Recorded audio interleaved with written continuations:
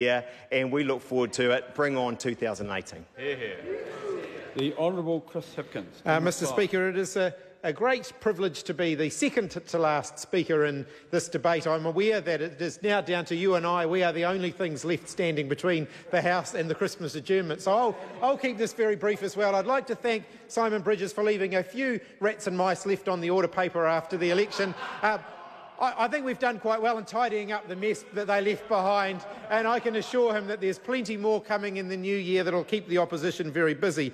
I do want to, on a very genuine note, extend a vote of thanks to people that we often forget in this House, and that is the families of all members of Parliament, and I'd like to thank Barbara Kuriga for mentioning them in her speech. I think we often forget, well, we don't forget, but fail to acknowledge that when we come here to Parliament to do what we do, our families make an enormous sacrifice for that, and that is across a number of levels, not just through our absence, but through the things that they have to do to assist us to do our jobs. And so I want to take a moment to thank all of our families for the enormous sacrifice they make that allows us to do the jobs that we do. I'd like to thank all of the parliamentary staff, all of the ministerial staff, all of the departmental staff, all of the people that make this place and the public sector tick, and again allow the government to do what it does, the opposition to do what it does. I wish everybody a very Merry Christmas. I want to thank members for their contribution to the debate and to put a few facts on the record before some thanks. The first is that the House has now sat this year for a little over 454 hours. There have been 71 bills introduced and 52 have been passed. That probably is as a result of there being quite a few members' bills that haven't quite made it. There have been 844 oral questions asked.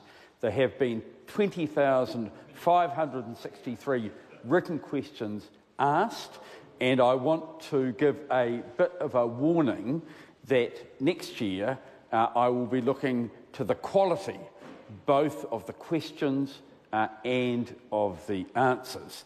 I want to indicate to new members that their time for being able to read their speeches has passed, and I want to remind the former ministers that they have to lose their habits of reading from prepared notes. I want to thank a number of people. First of all, the Right Honourable David Carter. There was an incredibly smooth transition, and I think it is a credit to our parliamentary system, but also to David in the way that that transition occurred in our office. I want to thank my fellow official presiding officers, in particular the Honourable Anne Tolley, Potter Williams and Adrian Rurewhai. It's fair to say that you've had a bit more of a challenge than I have had during your times in the chair. I want to thank the unofficial presiding officer, Roland Todd, and Carly Bromley from my office as well. Roland, you appear to be adjusting to me, or I haven't found out if you haven't, and Carly's certainly adjusting well to the change. I want to thank David Wilson, Andy Lindsay, and their Clark's team, the extensive team that supports us so well. To Parliamentary Service, who almost certainly got an unexpected big lump of work 2 or 3 months ago, and I want to thank them for the enormous efforts that they've put in to what very few of us would have been expecting 4 or 5 months ago.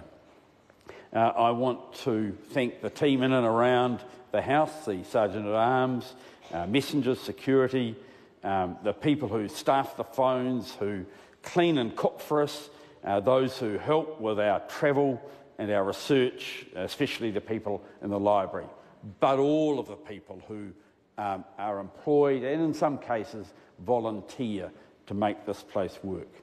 I want to wish all members a safe and Merry Christmas.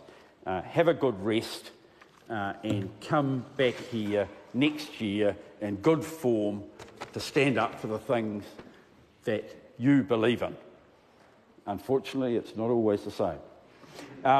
So the question is that the motions be agreed to. Those of that opinion will say aye. Aye. To the contrary, no. The ayes have it. The House stands adjourned until 2 p.m. on Tuesday, the 30th of January 2018.